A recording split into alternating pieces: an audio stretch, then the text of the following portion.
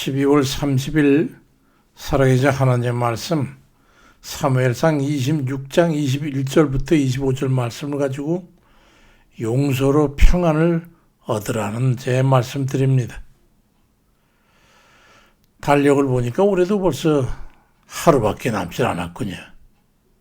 한 해가 가고 온들 무슨 의미가 있겠는가라고 생각할 수도 있겠지만은 인류 최고의 지혜자라고 했던 솔로몬 왕이 그 인생 지구의 산물이라고 할 수 있는 그 책인 전도서에서 모든 지나온 세월 속에 자신의 인생을 유추해 보면서 결론적으로 말한 것을 보면 아무 이의가 없이 그 말에 동의하고 한숨과 그 고개를 끄덕이면서 그렇지요. 그렇게 동의할 수밖에 없는 그런 구절이 있지요.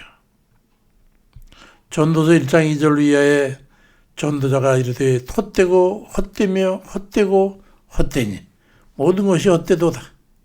해 아래서 수고하는 모든 수고가 사람에게 무엇이 유익한가라고 자주 섞인 그런 고백을 하는 것을 보게 됩니다. 그리고 더 이상 추론할 것도 없는 그런 결론을 지어버리고 틈새 없는 다른 말을 덧붙이는 그런 흔치 않은 그런 어법을 구사함을 해가지고 결론을 딱 어필하고 그에 대해서 이의 없이 동의하게 하는 것이 바로 솔로몬이 언급한 인생의 결말인 허무함입니다. 다른 말이 필요 없다는 거예요. 거기다가 그 결론 아주 완전히 못을 박아버리면 해가지고 더 이상의 유추하고자 하는 의도조차 그냥 막아버리고 그 결론에 동의하게 만드는 구절이 바로 또 전도 끝부분 결론부인 전도 12장 8절 구절에 흙은 여전히 땅으로 돌아가고 영은 그것을 주신 하나님께로 돌아가기 전에 이것만은 기억해라. 전도자가 이르되 헛되고 헛되도다. 모든 것이 헛되도다. 모든 그 결말을 단 한마디로 결론을 지으므로 해가지고 더 이상의 이견이나 토론조차도 할 필요가 없고 허용되지도 않고 그만 책을 덮게 만들죠. 이전의 인생 여정에서 이것저것 생각이 많고 혼란과 그 미확정적인 그런 사고 속에 흔들리던 그런 시절이 있었지. 근데 그 시절에는 그의 말에 그의 그런 어떤 의견에 대해서 그런 정의에 대해서 철학적이든 그게 성서든 그렇지 않다고 그럴 수는 없다고 다른 소망이 있을 거라고 하는 그런 부정을 가면서 인생의 의미를 깨닫고자 했던 그런 시절이 있었음에도 결국 이해 없는 수용과 완전히 그 결론에 동의하게 됐어. 그의 인류 최고의 지자라고 하는 것에 대해서 의심할 여지가 없어. 인생은 그 자체가 허무한 것이라고 하는 그 정의에 대해서 이제 와서는 전혀 이의가 없습니다. 물론 그 속에서 반전의 실마리를 찾고 밝음이라고는 전혀 없는 그 어둠 속에서 한 줄기 강렬한 빛을 발견한 계기가 되지 않았더라면 아무 답도 얻지 못하고 나는 왜 이 세계에 왔다가 이렇게 무의미한 삶을 살다가 돌아가는 것일까 하는 그건 뒤통수 맞고 이 생을 끝내면서까지 아무 의문에 대한 대답도 얻지 못한 채 의미 없는 생을 마감하고 말았을 겁니다. 그렇지만 이제는 명확히 깨닫게 됐어. 이 극적인 구원을 통해서 영생으로 나아가는 걸 얻게 됐으니까 이 생이 언제 끝이 나도 난 전혀 아깝거나 아쉬운 것이 없는 삶을 살고 있습니다. 한 주 좀 넘게 그 전에 드렸던 그날의 그 말씀을 몇 번이고 묵상해 보라는 그 말씀 한번 기억해 보십시오. 저는 이 깨달은 결과에 대해서 깊이 흠뻑 취해 있습니다. 이 밤에 만약 심장이 멈추고 호흡이 끊어진다 해도 평안합니다. 인생의 의미를 알았으니까요. 그 전에 앉았던 자리와 살아온 자리라도 좀 정리하고 갈 수 있다면 여간 다행이 아닐까. 참 만족하다고 하는 생각을 할 뿐이지. 이제 한 해를 마감하면서 어떤 마음을 가져야 할 건가를 한번 함께 생각해 보고자 하는 말씀을 준비했습니다. 내게 우리 스스로에게 해악을 끼친 그런 일을 용서할 수 있는 그런 너그러움과 관용을 훈련하시고 그 마음과 뜻을 가지고 올 한 해를 잘 마무리 지으시길 바랍니다. 오늘 밤에 이 생을 끝나고 돌아가야 한다면 마지막으로 정리가 할 것이 무엇이라고 생각하십니까? 아마 다른 일을 용서하고 홀가분하게 길을 떠나야 되지 않을까 하는 생각을 해봅니다.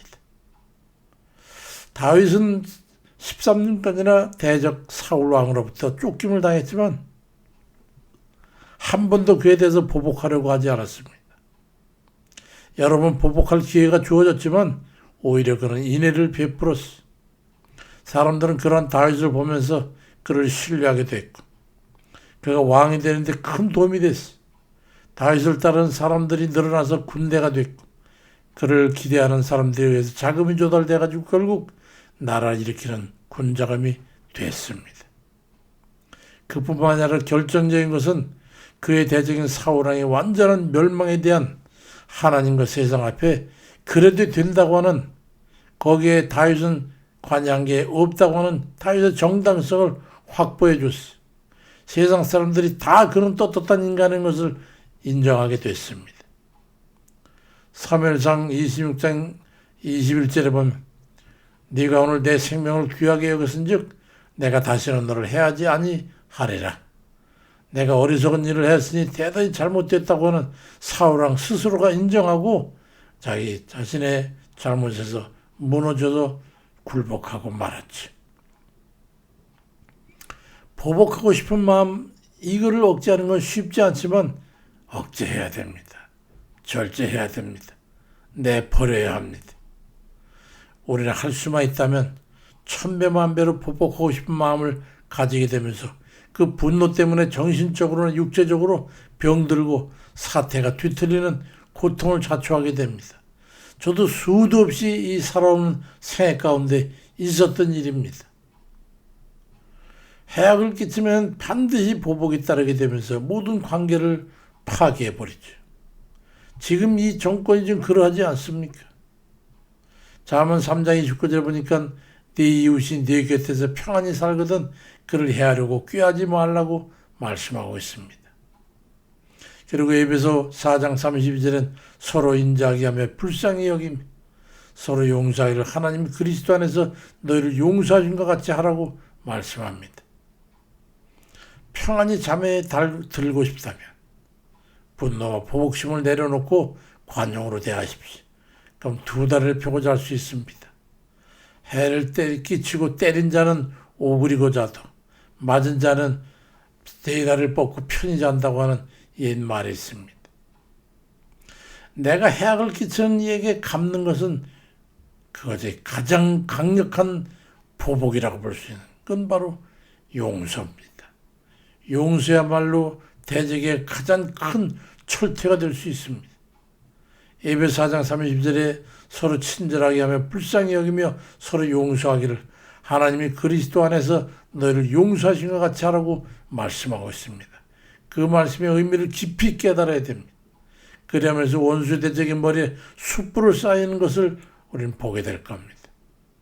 로마서 12장 20절에 네 원수가 줄거든 먹이고 목마르거든 마시게 해라. 그리하므로 네가 숯불을 그 머리에 쌓아 놓으리라고 말씀합니다.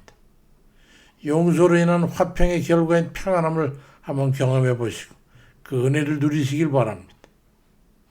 올 한 해를 마무리하면서 무엇으로 마음을 정리할 것입니까? 어떤 생각, 어떤 마음에서 자유롭지 못하십니까? 그걸 내려놓으십시오. 원수 대적을 용서하고 보복하지 않기는 쉬운 일이 아니지만은 우리 주님께서는 우리의 평안과 행복을 위해서 너그러움과 용서를 권하셨어요. 우리를 위해서 보복하지 않음으로 화평을 누리고 화평함으로 평안을 누리는 그런 모든 이들 다 되시길 주의 이름으로 축원드립니다. 아멘입니다. 그리고 더불어서 한 번 더 공지에 올립니다. 2026년 새해 기도 제목을 취합하고 있습니다. 보내질 분은 거의 다 보내진 것 같습니다만은 기도의 협력이 필요한 분들은 아직 보내지 않았다면 금주 말까지 취합할 수 있도록 그래서 보내주시면 정리해서 합심해가지고 올 새로 해내 기도하도록 그리하겠습니다. 예수 그리스도로 축복하고 공고합니다. 아멘입니다.